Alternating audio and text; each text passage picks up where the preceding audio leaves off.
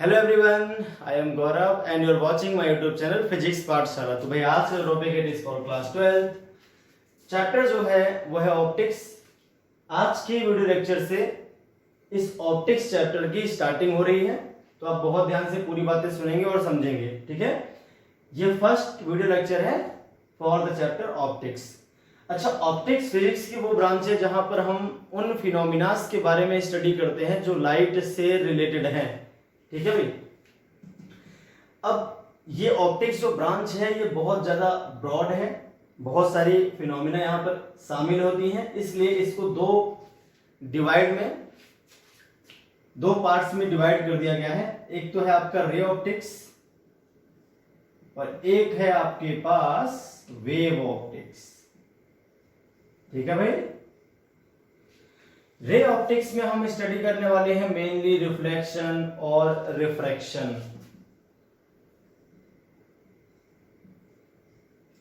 Refraction, ठीक है, dispersion और स्कैटरिंग भी।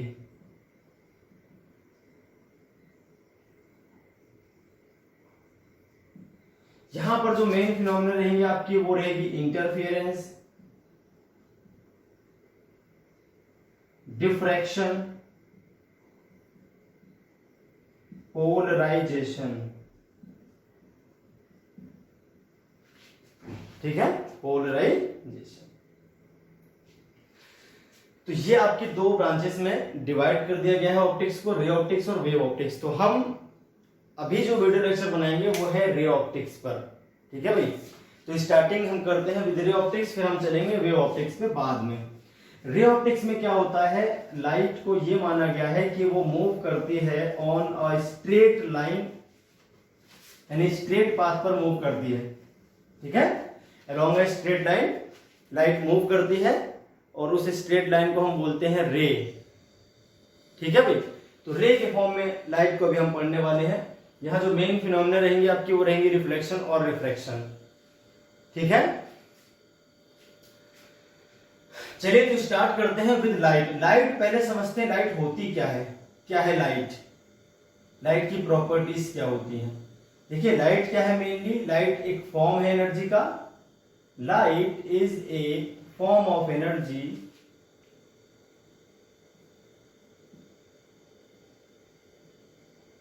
which make us to able see the object, make us able to see the object, है ना, to see the objects। ठीक है भाई, अच्छी बात है। अब इसकी प्रॉपर्टीज क्या क्या है वो भी आप कुछ समझ लीजिए और सुन भी लीजिए। एक तो जो लाइट है वो हमेशा स्ट्रेट पाथ पर चलती है, स्ट्रेट लाइन के लॉन्ग चलती है, कर्व पाथ को फॉलो नहीं करती। ठीक है, light travels along a straight path. ठीक है, हमेशा, ऑलवेज, ये फर्स्ट प्रॉपर्टी है।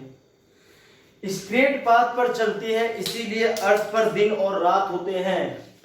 अगर ये स्ट्रेट पाथ पर नहीं चलती तो अर्थ पर दिन और रात नहीं होते। क्यों? क्योंकि अर्थ अपनी एक्सिस के अबाउट रिवोल्यूशन कर रही है और सन के भी चारों तरफ घूमती है। तो सन से आने वाली रेज अर्थ के केवल एक हिस्से पर पड़ती है, आगे वाले हिस्से पर जो फ्रंट साइड में होगा सन के, जो बैक साइड में है इस पर आपकी लाइट की रेज पहुंचती ही नहीं है। यहां तक लाइट की रेज नहीं पहुंचती। यहां क्या रहता है भाई, डार्कनेस रहती है, अंधेरा रहता है, इसीलिए यहां क्या रहता है भाई, यहां आपका उजाला रहेगा, दिन रहेगा। इस जगह पर यहां पे लाइट होती है। जब ये वाला हिस्सा घूमकर आगे आता है तो फिर यहां दिन हो जाता है, इस वाले हिस्से पे रात हो जाती है। तो ये जो लाइंस है अपनी, रेज है जो लाइट की, वो स्ट्रेट पाथ पर चल रही है, इसलिए ऐसा हो रहा है कि यहाँ पे डार्कनेस है।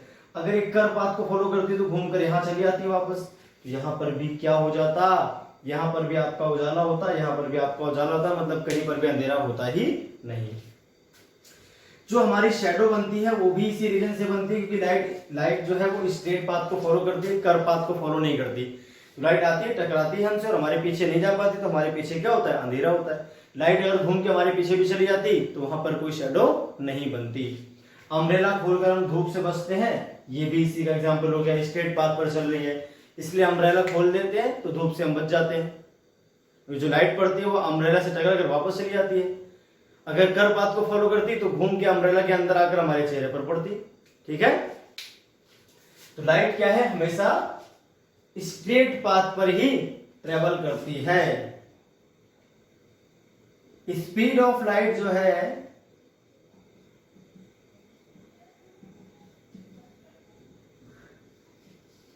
इन वैक्यूम इज 3 × 10⁻⁸ मीटर पर सेकेंड। वैक्यूम में जो लाइट की स्पीड है वो 3 × 10⁻⁸ मीटर पर सेकेंड है, 3 लाख किलोमीटर पर सेकेंड कवर करती है वैक्यूम में लाइट। और डिफरेंट मीडियम में इसकी स्पीड वेरी करती है, सबसे ज्यादा वैक्यूम में होती है, बाकी सभी मीडियम्स में कम होती है। ठीक है, जिन भी मीडियम्स में लाइट ट्रेवल कर सकती है उन सभी मीडियम में जो स्पीड होती है लाइट की वो वैक्यूम वाली स्पीड से हमेशा कम रहती है। ठीक है, और डिफरेंट मीडियम में इसकी जो स्पीड है वो क्या होती है, डिफरेंट रहती है। ये बात भी आपको याद रखनी है हमेशा के लिए। लाइट पे कोई भी चार्ज नहीं होता, अनचार्ज होते हैं। लाइट कैसी होती है, light is unaffected by electric and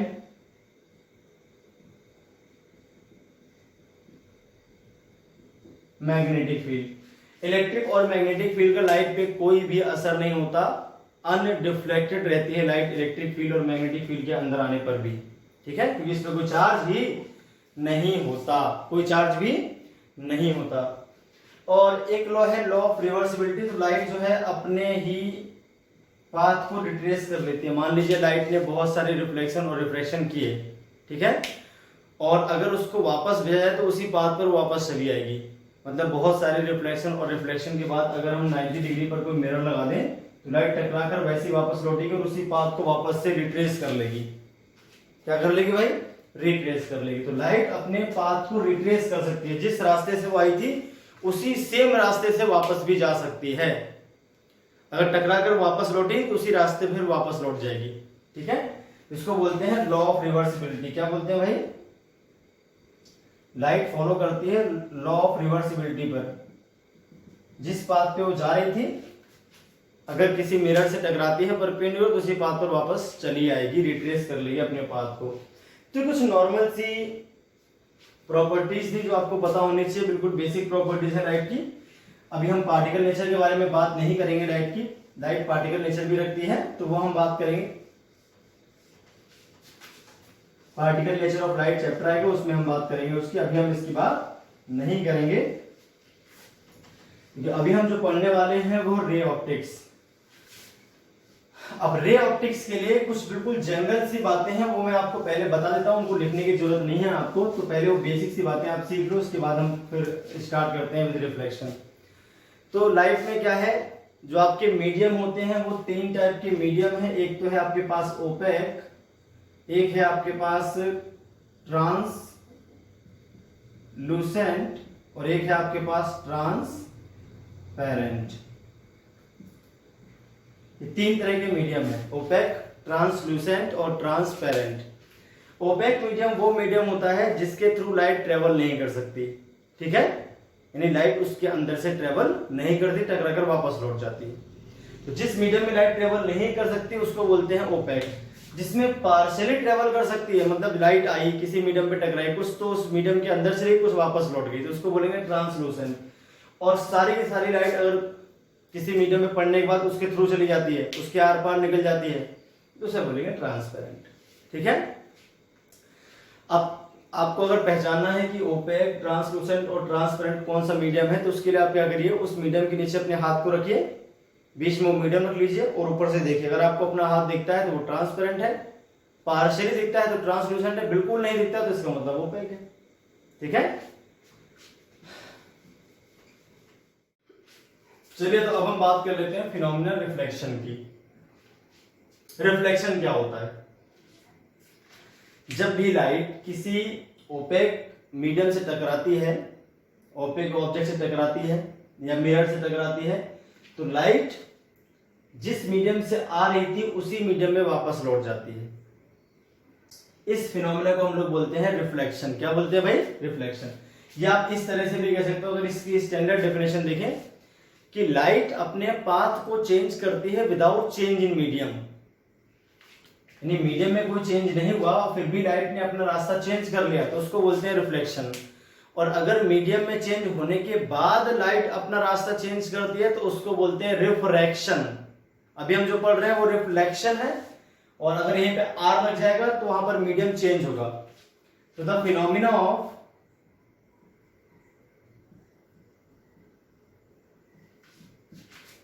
change in path of light रे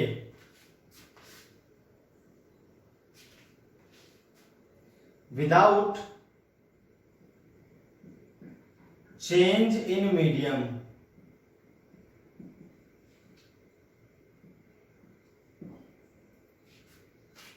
इज कॉल्ड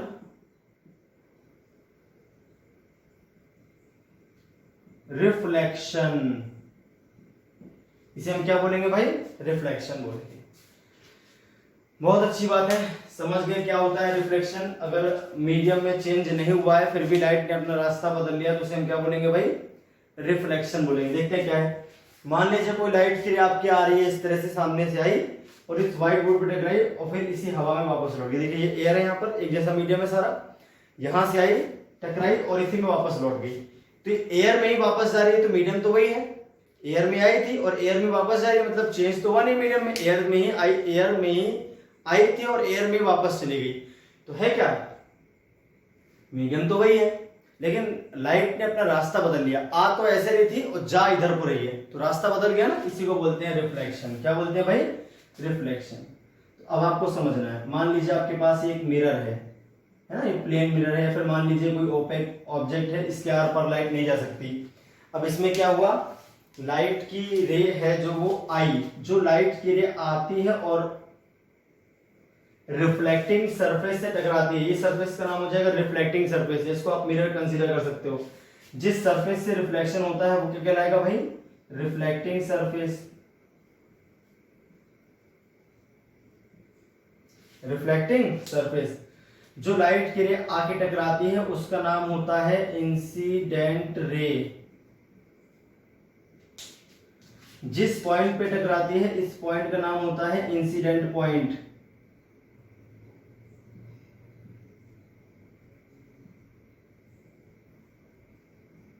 ठीक है। अब इंसिडेंट पॉइंट से गुजरती हुई एक ऐसी लाइन जो रिफ्लेक्टिंग सरफेस से 90 डिग्री का एंगल बनाती हो। किस सरफेस से भाई? रिफ्लेक्टिंग सरफेस से 90 डिग्री का एंगल बनाती हो, तो उसको हम क्या बोलते हैं? नॉर्मल। ये क्या हो जाएगा भाई आपके पास? नॉर्मल। ठीक। अब जो लाइट टकराने के बाद वापस लौटती है उसको बोलते हैं reflected ray.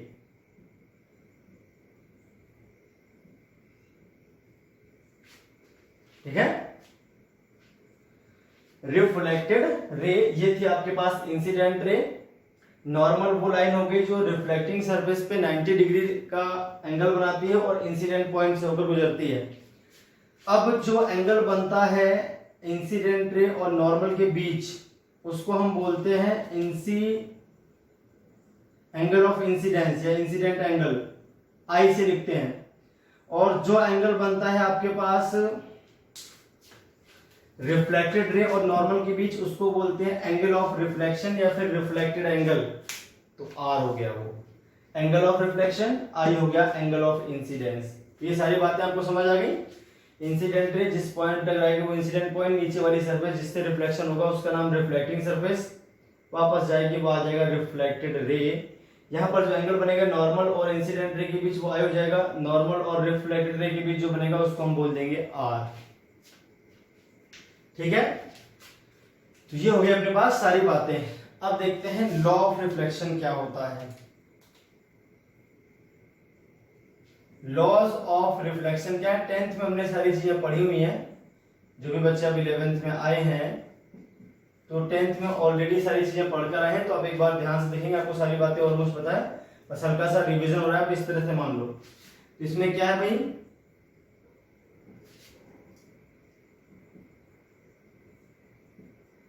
Incident ray,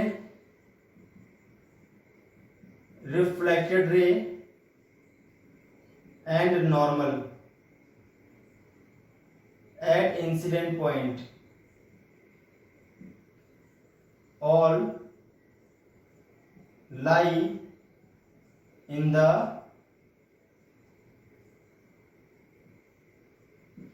same plane. तीनों ही किस में होते हैं भाई, सेम प्लेन में होते हैं।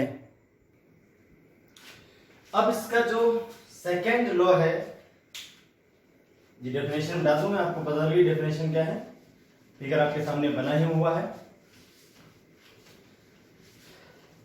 फर्स्ट लॉ तो बिल्कुल सिंपल है कि तीनों के तीनों जो लाइंस होती हैं वो एक ही प्लेन में, मतलब अगर एक रे आपकी यहां पर आ गई व्हाइट बोर्ड में, तो बाकी तीनों भी व्हाइट बोर्ड में रहेंगी, ठीक है, या तीनों एक ही प्लेन में रहेंगी। इस तरह से प्लेन बनेगा, तीनों एक ही प्लेन में आ जाएंगे हमेशा। ऐसा नहीं होगा दो एक प्लेन में और एक जो है किसी और प्लेन में चला जाए, ऐसा पॉसिबल नहीं है, तीनों किसी एक ही प्लेन में होंगे हमेशा। अब हम बात कर लेते हैं नंबर सेकंड लॉ की। तो angle of incidence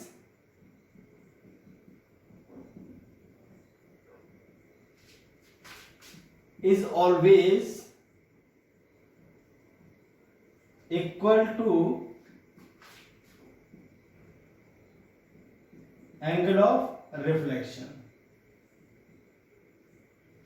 angle of reflection और एंगल ऑफ इंसिडेंस दोनों ही बराबर होते हैं। Angle of reflection is always equal to angle of incidence, या फिर जो लिखा बात वही है। यहां पर जो एंगल आई है आपका, ये बराबर होता है एंगल आर के, हमेशा ही ऐसा होता है।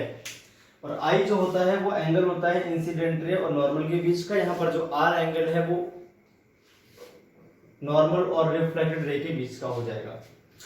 दो लॉस तो ये आपके मेन है, और एक और लॉ होता है, लेकिन वो आपका वेव ऑप्टिक्स में ही आपको समझ में आएगा कि लाइट का रिफ्लेक्शन जब भी डेंसर मीडियम की बाउंड्री पर होता है तो उसके फेज में 180 डिग्री का चेंज आ जाता है, मतलब पाई का चेंज आ जाता है। ये आपको जब हम लाइट को वेव फॉर्म में पढ़ेंगे तब आपको ये बात समझ में आएगी। तो इस लॉ को मैं अभी लिखवा नहीं रहा हूं, आपको बाद में जब वेव ऑप्टिक्स आएगी तब समझा दूंगा, ठीक है। तो चलिए भाई, ये बात हो गई इसके बारे में। अब हम बात कर लेते हैं, जो आपके पास नोट कर लें आप इस बात को कि दो तरह के इंसिडेंस होते हैं। एक होता है normal incidence, normal incidence. Normal incidence क्या होता है, जब आपकी लाइट की रे रिफ्लेक्टिंग सरफेस के परपेंडिकुलर आती है, जब लाइट की रे रिफ्लेक्टिंग सरफेस के परपेंडिकुलर आती है तो उसको बोलते हैं नॉर्मल इंसिडेंस। क्या बोलते हैं, नॉर्मल इंसिडेंस। और उस केस में आपका आई और आर दोनों ही जीरो होते हैं। आई और आर दोनों क्या होते हैं भाई, जीरो। क्यों, क्योंकि जो एंगल नपता है आई और आर वो परपेंडिकुलर से नपता है रिफ्लेक्टिंग सरफेस के, ना कि रिफ्लेक्टिंग सरफेस से नपता है।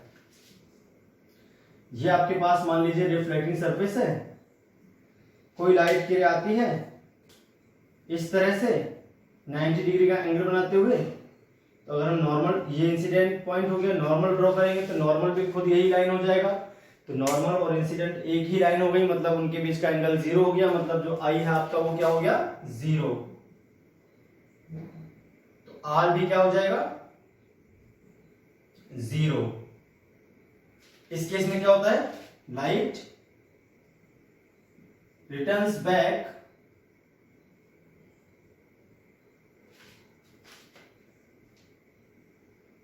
on the same path, उसी रास्ते पर वापस लौट जाएगी। क्यों, अब ये वापस लौटेगी तो इसी रास्ते पर वापस लौट जाएगी। तो इस तरह से दोनों एरो मैंने बना दिया, एक आने वाली और एक वापस जाने वाली। जब भी कोई लाइट की रे, इसको बोलते हैं नॉर्मल इंसिडेंस। क्या बोलते हैं भाई इसको? नॉर्मल इंसिडेंस बोलते हैं इस चीज को। जब भी कोई लाइट की रे किसी रिफ्लेक्टिंग सरफेस के परपेंडिकुलर इंसिडेंट होती है तो वो वापस उसी रास्ते पर लौट जाती है। उसका जो रिफ्लेक्शन एंगल है वो जीरो होता है और इंसिडेंस एंगल भी क्या होता है? जीरो, क्योंकि एंगल सरफेस से नहीं नॉर्मल से नापता है। अब नॉर्मल, इंसिडेंट रे और रिफ्लेक्टेड रे तीनों एक ही लाइन है, तो आई भी आपका जीरो हो जाएगा और आर भी आपका जीरो हो जाएगा। अब हम बात कर लेते हैं ग्रेजिंग इंसिडेंस की। किसकी? ग्रेजिंग इंसिडेंस क्या होगा भाई? ग्रेजिंग इंसिडेंस आपका जो होता है उसमें लाइट जो होती है वो रिफ्लेक्टिंग सरफेस के पैरेलल आती है। रिफ्लेक्टिंग सरफेस के क्या आती है भाई? पैरेलल आती है।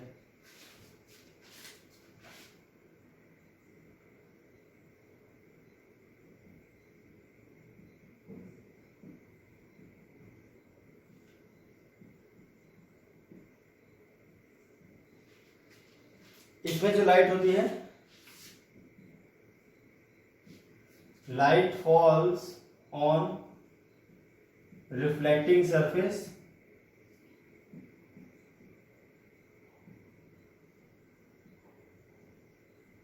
Parallel to it. यहां पर जो आई होता है वो 90 डिग्री होता है, यहां पर जो आर होता है वो भी 90 डिग्री होता है। ठीक है भाई, आई क्या होता है? 90 डिग्री और आर भी क्या होता है? 90 डिग्री। इसका फिगर आप बना नहीं पाओगे, मिरर के पैरेलल आपको बनानी पड़ेगी लाइट। ठीक है, इस तरह से। तो यहाँ पर आई भी 90 होता है और आर भी क्या होता है आपका? 90। तो हो गया आपका ग्रेजिंग इंसिडेंस। क्या हो गया भाई? Grazing incidence. बहुत अच्छी बात है।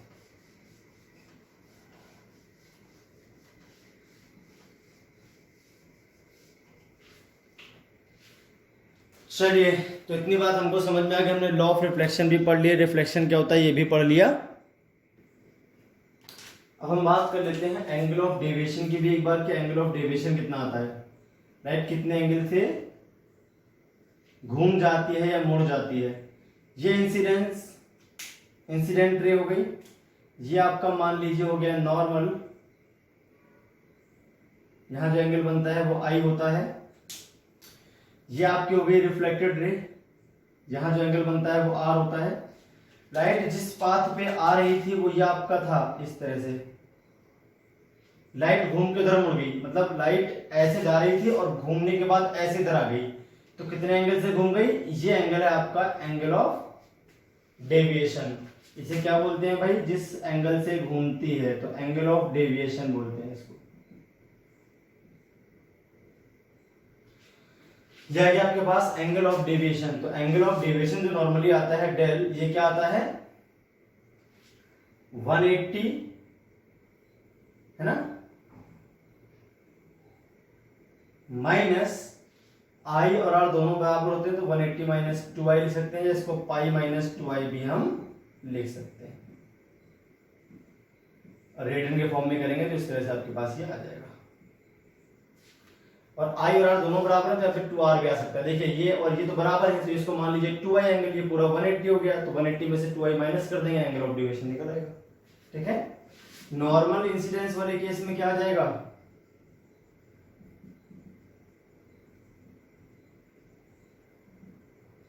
आई कितना होता है? 90।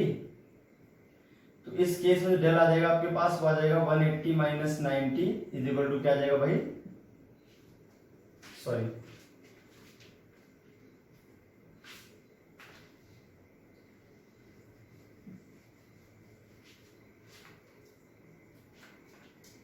अब आप जरा ध्यान से देखो तो लाइट जो है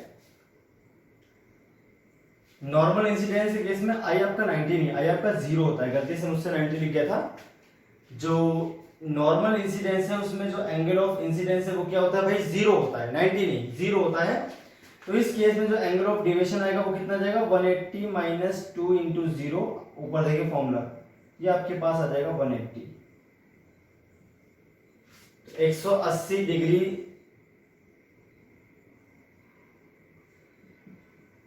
से डेविएट होती है लाइट, जिस पाथ पर आती है उसी पाथ पर वापस जाती है, तो 180 डिग्री से मुड़ जाती है। ग्रेजिंग इंसिडेंस में देखें अगर यही चीज हम लोग,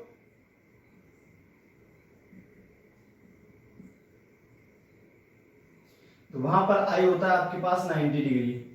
तो इस केस में जो एंगल ऑफ डेविएशन आता है वो आता है 0 डिग्री का।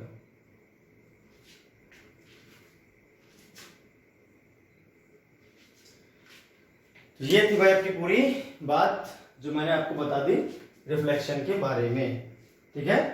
तो ये सारी बातें होती है रिफ्लेक्शन से रिलेटेड।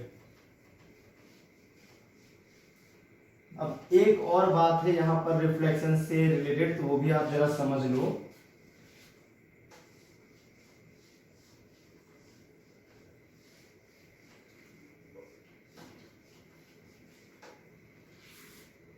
और वो हम प्लेन मिरर में समझेंगे। तो अब पहले प्लेन मिरर की बात कर लेते हैं, उसके बाद ही वो बात समझेंगे जो बच गई है। तो अब हम बात कर लेते हैं पहले image formation of plane mirror. Image formation bye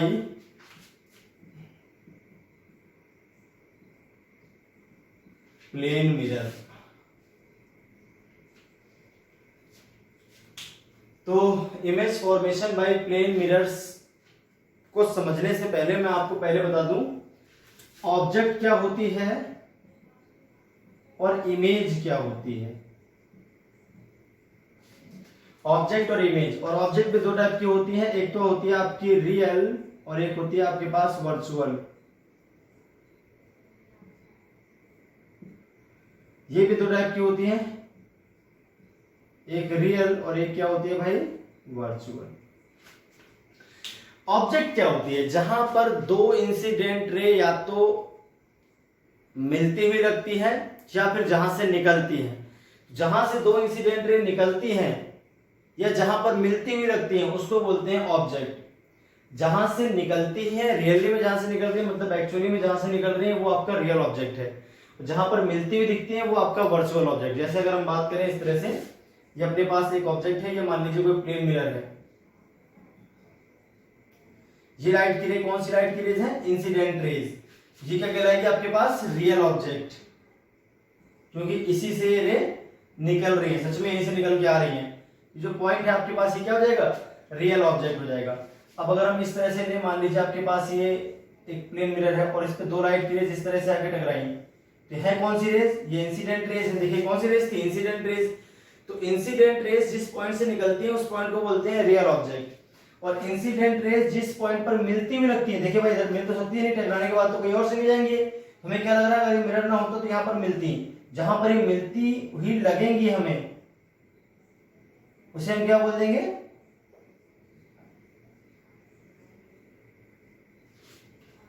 आप सीधे मिलाना, ठीक है। तो मैं टेढ़ी मेढ़ी हो रही है तो आप बिल्कुल सीधे लाना है इसको। इन दोनों को सीधे मिला दो, जहां पर मिलेंगे वो हो जाएगा आपके पास वर्चुअल ऑब्जेक्ट। हमें यहाँ पर क्या लग रहा है कि जो इंसिडेंट रेज है इधर तो कहीं मिल नहीं रही, मतलब यहाँ तो कोई ऑब्जेक्ट है नहीं, जहां पर भी मिलती हुई में लगेंगे वो आपका ऑब्जेक्ट हो जाएगा।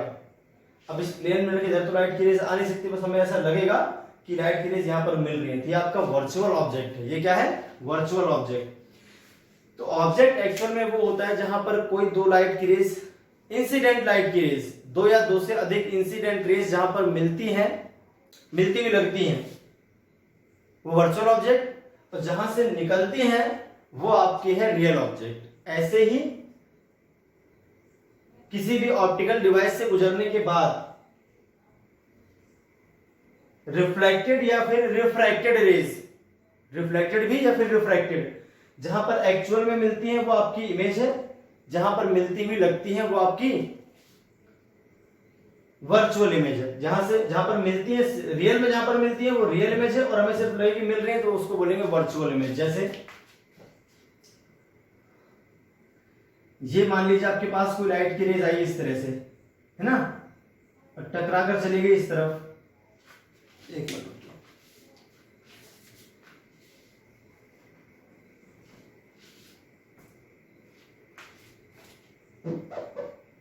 ये अपने पास क्या है? मिरर है।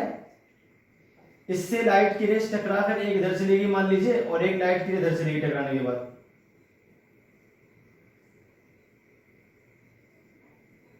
कोई लाइट की रेज ऐसे टकराने के बाद इधर चली गई, एक लाइट की रेज ऐसे टकराने के बाद इधर चली गई। अब ये दोनों रेज जहां पर मिलेंगी, ये दोनों रिफ्लेक्टेड रेज हैं, तो जहां पर हमें मिलती हुई लगती हैं, इधर मिलती हुई लग रही है, ठीक है। ये है आपके पास वर्चुअल इमेज, ये इस रेस का नाम क्या है, रिफ्लेक्टेड रे।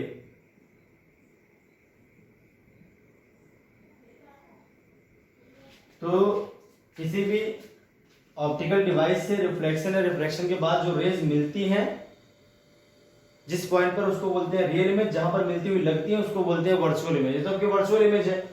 रियल इमेज क्या होगी, रियल इमेज इस तरह से होगी, एक आपके पास ही मान लीजिए मिरर है, एक लाइट की ऐसे ही टकराने के बाद इधर मुड़ गई, और टकराने के बाद एक लाइट की इधर मुड़ गई आगे, इस तरह से। ये आपकी रियल ऑब्जेक्ट है। सच में ऐसे ही ये दोनों रिफ्लेक्टेड रेज है, सच में यहाँ पर आकर मिल गई है, यहाँ पर सिर्फ मिलती हुई लग रही है, ये इधर जा रही है, मिलेगी तो नहीं, पीछे बुलाने पर जहां पर तो ऐसा लग रहा है कि यहाँ से निकल रही है, ऐसा लग रहा है कि यहाँ से निकल रही है, लग रहा है, सिर्फ निकल नहीं रही, निकल टकरा कहीं और से आई थी, इंसिडेंटेड, टकराने के बाद इधर चली गई है। जो रिफ्लेक्टेड रे है किसी पॉइंट से निकलती हुई लगेगी, उस पॉइंट को बोलते हैं वर्चुअल इमेज, और जहां पर सच में मिल गई उसको बोलते हैं रियल ऑब्जेक्ट, नहीं सॉरी इमेज।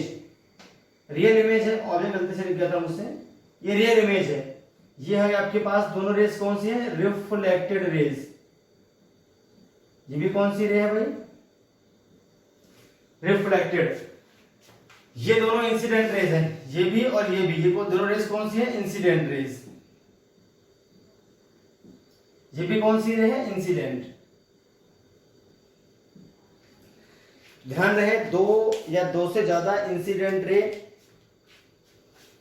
जिस पॉइंट से निकलती हैं, जिस पॉइंट पर मिलती हुई लगती हैं, उसको बोलते हैं ऑब्जेक्ट। एक रियल ऑब्जेक्ट और एक हो गई वर्चुअल ऑब्जेक्ट। जहां से सच में निकल रही है वो रियल ऑब्जेक्ट, जहां पर मिलती हुई लगती है वर्चुअल ऑब्जेक्ट। ऐसे ही किसी भी डिवाइस से टकराने के बाद रिफ्लेक्टेड रे जहां पर मिलती है वो आपकी हो गई रियल इमेज, जहां से निकलती हुई लगती है वो हो गई आपकी वर्चुअल इमेज। तो सारी बातें हो गई इमेज और ऑब्जेक्ट के बारे में। चलिए, बहुत अच्छी बात है। तो ये तो हमें सिर्फ इसलिए सीख रहा था ताकि हम बता पाए हमारी जो इमेज है वो रियल है या वर्चुअल। अब हम बात कर लेते हैं प्लेन मिरर से इमेज फॉर्मेशन की। ठीक है भाई, तो प्लेन मिरर से जो भी छोटी मोटी बातें आएंगी अपने सामने, वो सब चीजें हमें पढ़नी है। ठीक है, सारी चीजें आज हम डिस्कस करने वाले हैं। तो ये मान लीजिए आपके पास हो गया प्लेन मिरर।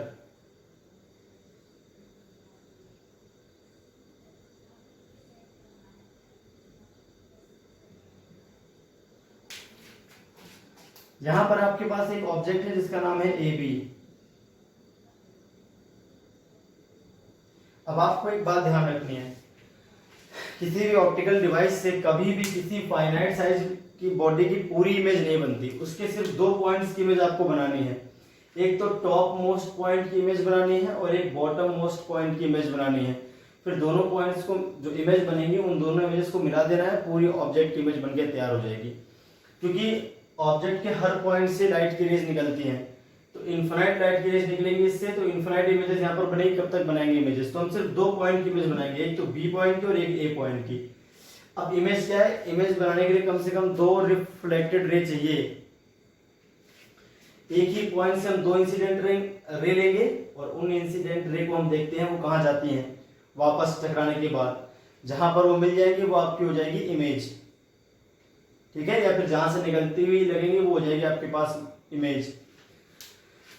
तो यहां से हमने क्या किया, दो रेज ली। एक रे लिया हमने इस तरह से, एरो बना दिया, इंसिडेंट रे हो गया आपके पास,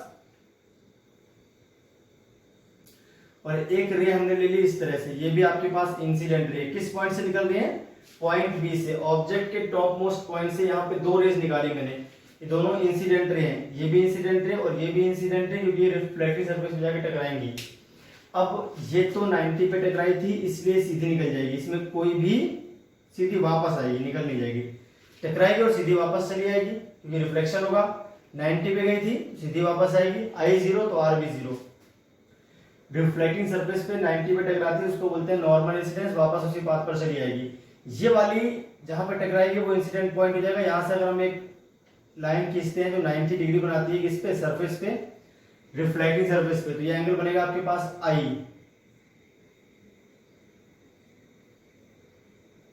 है ना। तो सेम एंगल बनाते हुए, बिल्कुल एग्जैक्टली ये एंगल बनाते हुए लाइट की रे आपकी क्या है, थोड़ी सी चीटिंग करनी पड़ी मुझे हल्की सी,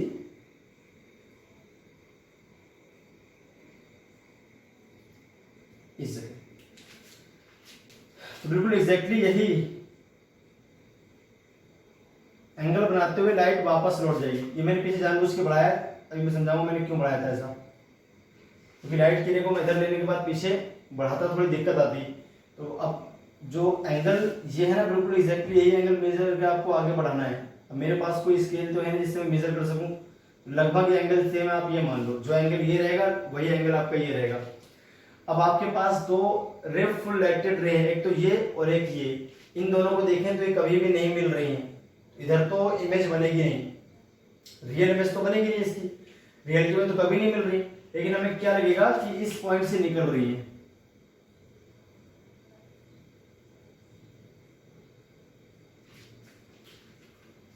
अब दोनों रिफ्लेक्टेड रे जिस पॉइंट से निकलती हुई दिखेंगी वो इमेज जाएगी वर्चुअल इमेज, क्योंकि रिफ्लेक्टेड रे आपकी रियलिटी में नहीं मिल रही है, केवल हमें ऐसा लगता है कि यहां पर आकर मिलेंगी या फिर यहां से निकल रही है बाहर, कि वर्चुअल इमेज बनेगी। तो पॉइंट बी की जो इमेज बन जाएगी बी डैश, ये वर्चुअल इमेज है टॉप मोस्ट पॉइंट की। अब ऐसे ही हम बात कर लेते हैं इस वाले की भी। एक रे हमने ली 90 डिग्री पर, तो वो तो वैसे ही वापस लौट आएगी जैसे यहां हुआ था। और एक लाइट की रे ली हमने इस तरह से,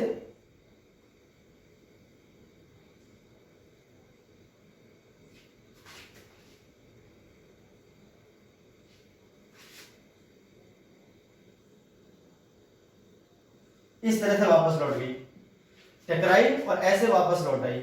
इसको अब ये रिफ्लेक्टेड और ये भी रिफ्लेक्टेड, दोनों को जब पीछे मिलाएंगे जिस पॉइंट पे जाकर ये मिलेंगी वो आपकी हो जाएगी virtual image of point A. देखिए मिरर के पीछे लाइट की रे नहीं आती, इसलिए यहाँ पर डॉटेड लाइन बना रहा हूं मैं, ठीक है। हमें सिर्फ ऐसा लग रहा है कि यहां से निकल रही है, रियलिटी में तो मिरर से टकरा कर वापस लौट आई है। यहां पर कोई ऐसा पॉइंट है नहीं, सिर्फ हमें ऐसा लगेगा। अब ये जो आपकी रहेगी ये आपकी हो जाएगी इमेज। ये पॉइंट कहलाएगा ए डैश। ए पॉइंट की जो इमेज बनेगी वो ए डैश और बी पॉइंट की जो बनेगी वो बी डैश। दोनों ही वर्चुअल इमेज है, क्योंकि जो रिफ्लेक्टेड रेज है वो रियलिटी में नहीं मिल रही, वो हमें लगता है कि इस पॉइंट से निकल रही है बाहर। अब इन दोनों पॉइंट्स को मिला देंगे तो पूरी ऑब्जेक्ट की इमेज आपकी बन के तैयार हो जाएगी। पूरी ये इमेज है, ये पूरी क्या हुई आपके पास इमेज, और ये पूरी क्या थी भाई आपके पास ऑब्जेक्ट। इस तरह से आपकी इमेज बनके तैयार हो जाएगी। आपको सिर्फ दो पॉइंट्स की इमेज बनानी है, उन दोनों पॉइंट्स को सीधे मिला देना है तो आपकी पूरी इमेज बनके तैयार हो जाएगी। सभी पॉइंट्स की इमेज हम नहीं बनाएंगे, और हमेशा इमेज एक पॉइंट की बनती है, पूरे ऑब्जेक्ट की कभी इमेज नहीं बनती। हर पॉइंट की आपको इमेज बनानी पड़ती है, उनको मिलाना पड़ता है। तो हम सिर्फ दो पॉइंट्स की बना के उनको सीधे मिला देते हैं, मान लेते हैं पूरी इमेज यही है। एक तो टॉप मोस्ट पॉइंट और एक बॉटम मोस्ट पॉइंट की इमेज आपको बनानी है। अब जो इमेज है कैसी, जब इसकी प्रॉपर्टीज पढ़ते थे, एक तो वर्चुअल है, क्यों? क्योंकि टकराने के बाद रेस सीधे आपस में नहीं मिल रही है, पीछे बढ़ने पर मिल रही है, तो इसको बोलेंगे वर्चुअल इमेज। कैसी इमेज है भाई ये? वर्चुअल है, झूठी है, क्योंकि हमें मिरर के अंदर इसके जैसी कुछ ऑब्जेक्ट यहाँ पे दिखाई देगी, तो मिरर के अंदर तो कोई ऑब्जेक्ट पॉसिबल नहीं है, तो ये वर्चुअल है, वैसे भी झूठी है, असली ऑब्जेक्ट तो ये है नहीं। स्क्रीन पर इसको उतारा नहीं जा सकता, ये रियल ऑब्जेक्ट नहीं है, सॉरी रियल इमेज नहीं है। जितना इसका साइज रहता है एग्जैक्टली वही साइज इसका रहता है। Image is of same size as that of object.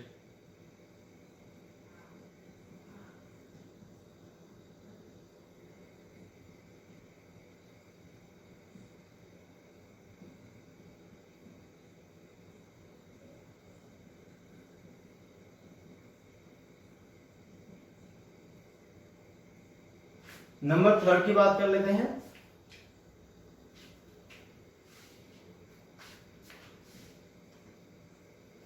Same distance पर भी बनती है, जितनी डिस्टेंस मिरर से ऑब्जेक्ट की होती है उतनी डिस्टेंस इमेज की भी उससे होती है, मिरर से होती है, ठीक है। Image is formed at the same distance behind the mirror as that of object in front of mirror।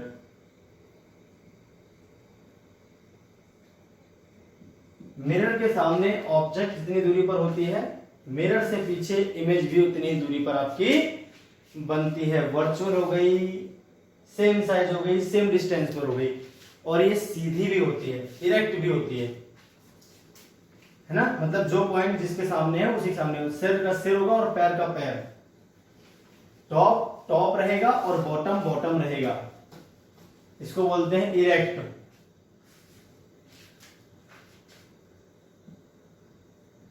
सीधी बनेगी, ठीक, टॉप का टॉप और बॉटम का बॉटम हो जाएगा। एक लास्ट प्रॉपर्टी है लेटरली इन्वर्टेड। यहां क्या होता है, जो ऑब्जेक्ट का लेफ्ट होगा वो इमेज का राइट होगा, इसको बोलते हैं लेटरली इन्वर्टेड। देखिए ऐसे नहीं बोल रहा मैं, ये नहीं कि जैसे मेरी इमेज सामने मेरे बनेगी, ये यहां पर चला जाएगा और यहां पर आ जाएगा, मैं ऐसे नहीं बोल रहा। मैं ये कह रहा हूं कि मेरे सामने जो उसका हिस्सा रहेगा, जैसे मेरा हिस्सा लेफ्ट है, फॉर एग्जाम्पल मानी लेफ्ट है, तो इमेज का यहां पर राइट रहेगा सामने। ये मेरा राइट है तो इमेज का मेरी लेफ्ट रहेगा सामने। जब मैं ये हाथ उठाऊंगा मेरा राइट हैंड उठेगा, उसका लेफ्ट उठेगा इमेज का।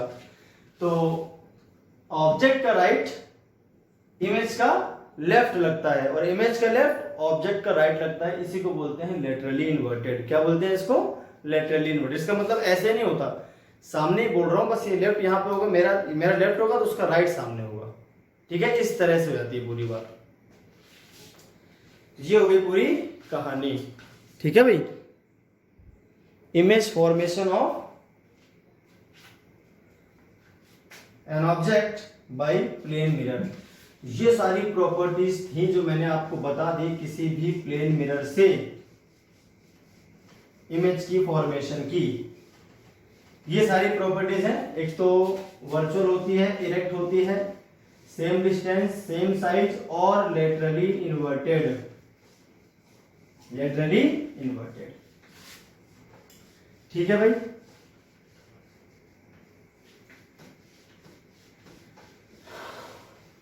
तो एक सिंगल प्लेन मिरर से तो इमेज इस तरह से बनती है, जैसे मैंने आपको अभी बता दिया सारी बातें। एक यहां पर एक बात आपको नोट करनी है, बहुत ध्यान से अपनी बात समझेंगे कि इमेज और ऑब्जेक्ट को मिलाने वाली लाइन प्लेन मिरर के परपेंडिकुलर होगी, ठीक है। The line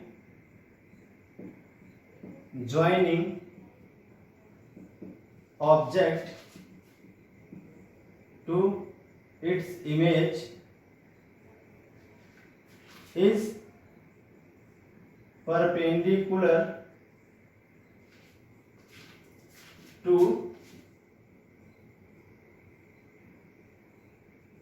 plane mirror.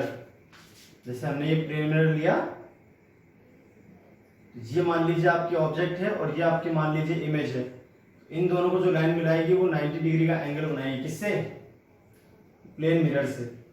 कब काम आएगा वो देखिए। मान लीजिए आपके पास ये प्लेन मिरर दे रखा है, क्या दे रखा है भाई? प्लेन मिरर आपको दे रखा है और यहां पर कोई ऑब्जेक्ट है इस जगह पर, जो कि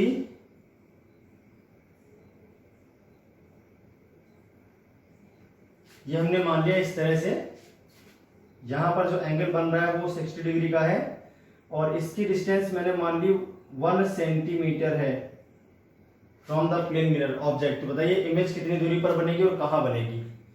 इमेज कितनी दूरी पर बनेगी और कहां बनेगी, आपको ये पता करना है।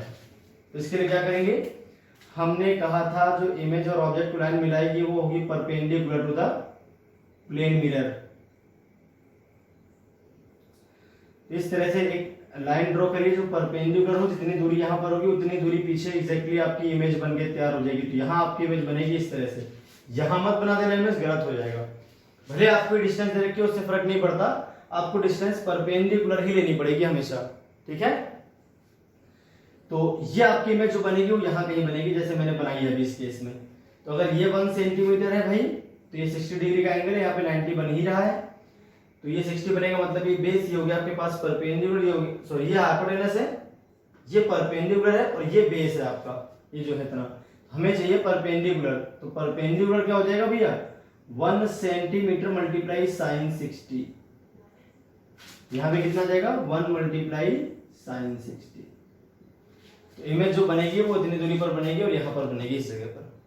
कभी अगर इसके कोऑर्डिनेट दे रखे हो और इसको मैं ओरिजिन बोल दूं तो हम इजीली उसके कोऑर्डिनेट भी पता कर सकते हैं, इसमें कोई दिक्कत वाली बात नहीं है।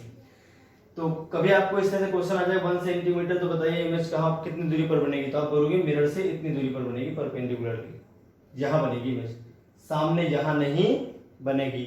90 की लाइन पे ही मिलती है इमेज और ऑब्जेक्ट, ये 90 तो नहीं बना रही, यहां पर इमेज नहीं बन सकती आपके पास, ये कहने का मतलब था मेरे। तो ये आपके पास हो गया नोट जो मैंने आपको भी बता दिया। क्लियर हो गया भाई बात? चलिए तो एक और बात देख लेते हैं जो समझने की है कि अगर किसी प्लेन मिरर को हम रोटेट करते हैं किसी एंगल से विदाउट चेंजिंग इन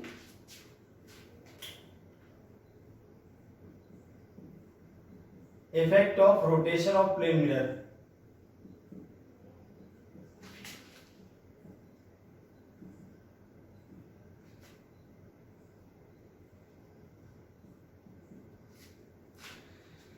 तो अगर मान लीजिए आपके पास कोई प्लेन मिरर था इस तरह से, ठीक है भाई, ये आपके पास प्लेन मिरर था, एक लाइट की रे आपके पास आ रही थी कुछ इस तरह से, ये आपके पास क्या है इंसिडेंट लाइट की रे है, यहां पर आके टकराई, ये आपके पास नॉर्मल था, ये क्या था भाई नॉर्मल। इसको मिरर की पोजीशन m1 मान लेते हैं, या आपका नॉर्मल है इसको n1 मान लेते हैं।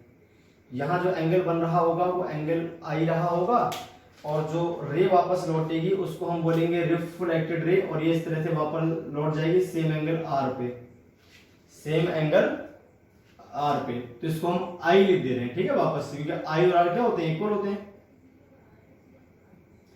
r is equal to i, ऐसा ठीक है। तो ये एंगल i लिखा हुआ है, एक तरह से आप ये इमेजिन कर सकते हो दिमाग में, ठीक है।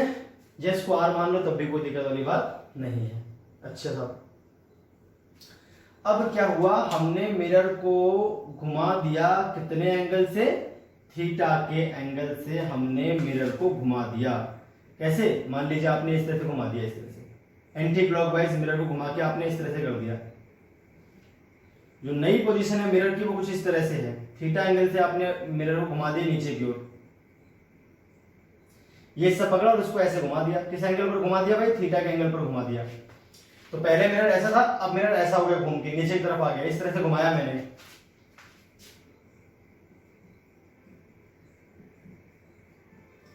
Rotation of mirror. तो और इंसिडेंट रे को एज इट इज रखा है, ठीक है, इंसिडेंट रे में कोई छेड़छाड़ नहीं है, जिस पाथ पे रे आ रही थी वही आएगी, लेकिन रिफ्लेक्टेड रे अब आपकी बदल जाएगी। ये मान लीजिए रिफ्लेक्टेड रे R1 थी, ये इंसिडेंट रे थी आपकी,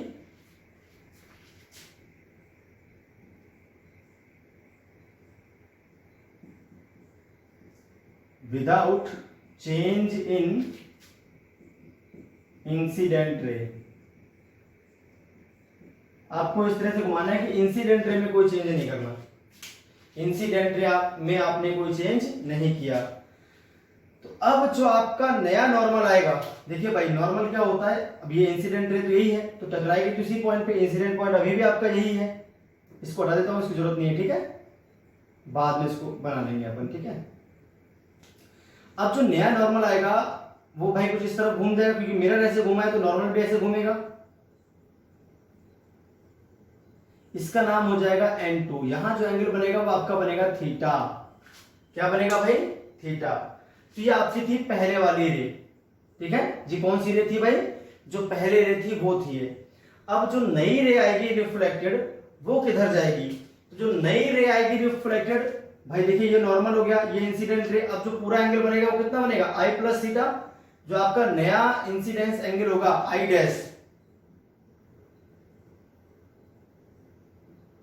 वो क्या हो जाएगा i plus theta,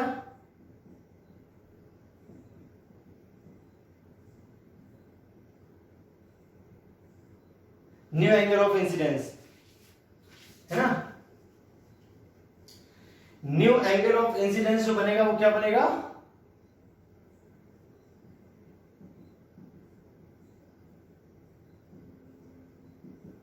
I dash is equal to I plus theta. ध्यान से देखो, आप ये इंसिडेंट रे थी, ये तो वही की वही है। पहले ये था आपके पास मिरर, ये था नॉर्मल, तब एंगल आई बन रहा था, तब एंगल क्या बन रहा था भाई, आई बन रहा था, ठीक है। और ये जो एंगल बन रहा था ये कितना बन रहा था पूरा, ये भी आपका आई बनेगा एक तरह से, या फिर इसको आर भी मान सकते हो, वो बात वही है। हमने मिरर को घुमा दिया नीचे की ओर थीटा एंगल से, तो उस केस में उसका नॉर्मल भी थीटा एंगल से शिफ्ट कर गया इधर। अब ये इंसिडेंट रे और ये नॉर्मल है, इनके बीच जो पूरा एंगल बनेगा इसको बोल देंगे आई डैश। क्या बोलेंगे भाई इसको हम लोग, आई डैश बोलेंगे इसको, ठीक है।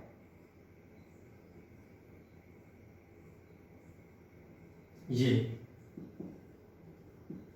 तो आई डैश किसके बराबर आएगा, आई प्लस थीटा के बराबर, जाहिर सी बात है।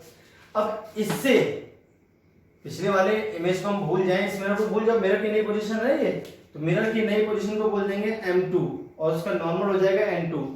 तो अब ये नॉर्मल है, इतना ही एंगल बनाते हुए आपकी आएगी रिफ्लेक्टेड रे। कौन सी रे, नई रिफ्लेक्टेड रे। ये मान लीजिए आपकी नई रिफ्लेक्टेड रे है, जो इस नॉर्मल से कितना एंगल बनाएगी, सेम एंगल बनाएगी, कितना, आई प्लस थीटा। अरे सेम ही तो एंगल बनाएगी भाई, क्या बन जाएगा उसका भी एंगल, सेम एंगल बनेगा, इसका भी आई डैश मान लीजिए इसको। आर डैश का मतलब तो आई डैश के बराबर ही तो आएगा, आर डैश भी किसके बराबर आएगा, आई डैश के बराबर आएगा। तो दोनों रिफ्लेक्टेड रे के बीच जो एंगल आएगा उसको हम देखिए क्या कहना चाह रहे थे, हम चाह रहे थे कि अगर मिरर आपका घूमता है किसी एंगल थीटा से, तो रिफ्लेक्टेड रे कितने एंगल से घूम जाती है, इंसिडेंट रे तो हमने वही रखी है, तो मिरर के घूमने पर रिफ्लेक्टेड रे शिफ्ट होगी, तो कितना शिफ्ट होगी ये आपको पता करना है कि वो कितना शिफ्ट हो जाएगी, वो कितना शिफ्ट हो जाएगी। तो अगर हम लोग ध्यान से देखें पूरी बात तो हमें समझ में आएगा, ये एंगल हमें पता करना है, ये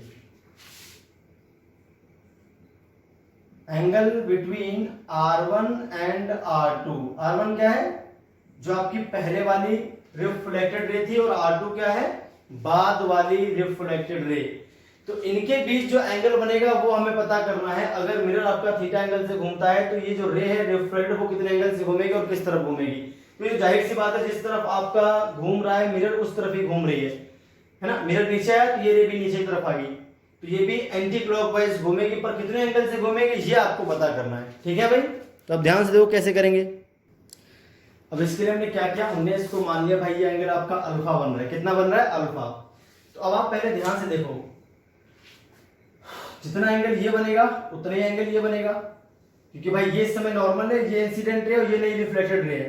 नया नॉर्मल इंसिडेंट रे के बीच जो एंगल बनेगा वो नया इंसिडेंस एंगल, नए नॉर्मल नए रिफ्लेक्टेड रे के बीच जो बनेगा वो हो जाएगा नया रिफ्लेक्टेड एंगल। दोनों बराबर होते हैं आई डैश, तो ये भी आई डैश रहा होगा, इसमें कोई दो राय नहीं है। अब आप ध्यान से देखो एक बात, ये अगर आपका आई था तो ये क्या थी, इंसिडेंट रे और पुराना नॉर्मल, n1 और इंसिडेंट रे के बीच आई एंगल था, तो n1 और r1 के बीच में क्या एंगल रहा होगा, आई तो रहा होगा। यहां पर जो एंगल रहेगा वो भी क्या रहेगा, आई। क्यों, क्योंकि हम जानते हैं angle of reflection angle of incidence के बराबर होता है। ये आपका एंगल ऑफ रिफ्लेक्शन है, ये पुरानी वाली r1 और पुराना वाला n1, इनके बीच जो एंगल बन रहा था वो पुराना वाला एंगल ऑफ रिफ्लेक्शन था। एंगल ऑफ रिफ्लेक्शन पुराने वाले एंगल ऑफ इंसिडेंस के बराबर था, तो ये अगर ये आई है तो ये भी आई रहा होगा। अब ये वाला एंगल कितना आ जाएगा, बीच वाला एंगल, ये दोनों लाइंस R1 और N1 क्या बना रही है आपस में, I, और N1 N2 बना रहे हैं थीटा। तो यहाँ जो एंगल बचेगा वो कितना बचेगा, I माइनस थीटा। क्या बचेगा भाई, I माइनस थीटा। अब आप ध्यान से देखो, ये पूरा एंगल I डैश है, इतना है I माइनस थीटा, और ये दे रखा आपको अल्फा। तो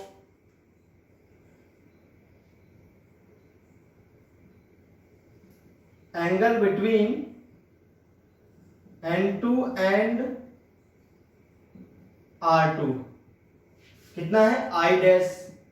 I डैश कैसे निकलेगा भाई, N1 और R1 के बीच का एंगल, तो I minus theta plus alpha. इसका और इसका सम करने पर तो पूरा एंगल आएगा। अच्छा I डैश किसके बराबर है, I प्लस थीटा, तो यहां रख दो आप I plus theta from equation first. ये किसके बराबर आएगा, I minus theta plus alpha.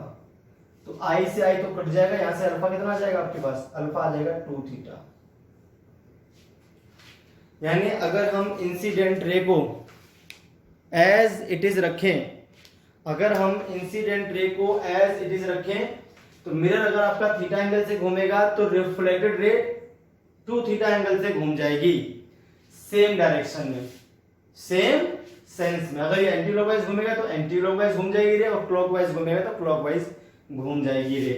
तो इस पूरी बात को मैंने जो आपको बताया, इसको मैं स्टेटमेंट में लिख देता हूं, आप नोट कर लो।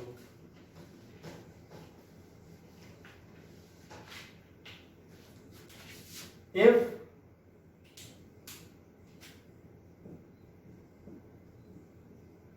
a plane mirror is rotated by angle theta without changing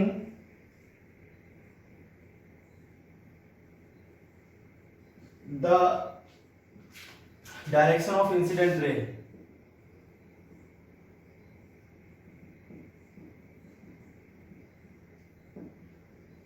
then reflected ray will rotate by 2 theta angle in same manner। Same manner का मतलब अगर क्लॉकवाइज घुमाते हो आप मिरर को तो क्लॉकवाइज घूमेगी रिफ्लेक्टेड रे, और एंटी क्लॉकवाइज घुमाते हो तो एंटी क्लॉकवाइज घूमेगी आपकी रिफ्लेक्टेड रे।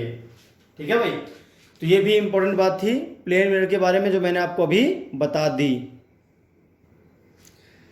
तो ये था आपका आज का फर्स्ट वीडियो लेक्चर ऑप्टिक्स पे।